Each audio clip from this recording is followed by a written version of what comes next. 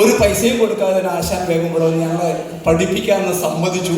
എന്നാലും ഞങ്ങൾ ആശാൻ ഒരു നിശ്ചയത്തുക വെച്ച് കൊടുത്തു. ആ ആവേശമുണ്ട്.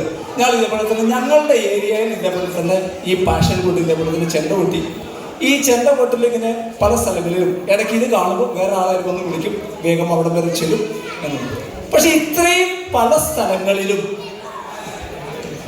പല വർഷങ്ങളിലായിട്ട് സ്വാൻസിയിൽ പോകാറുണ്ട്. ഈ സ്വാൻസിയിൽ ചെല്ലുമ്പോൾ ഒരു വൈദികനാണ്, പള്ളിപ്പെരുന്നാളാണ്, വളരെ നല്ല അറ്റ്മോസ്ഫിയറാണ്. ചെണ്ടക്കാരെ സംബന്ധിച്ചിടത്തോളം ഇവിടുന്ന് ചെണ്ട കൊട്ടുന്ന സമയത്ത് ഇപ്പോൾ ഇവിടെ കാണിച്ച ഈ ആവേശം, ഇത് കാണുമ്പോഴാണ് നമുക്കിത് കൊട്ടാനുള്ള ഒരു ആവേശം വരുന്നത്.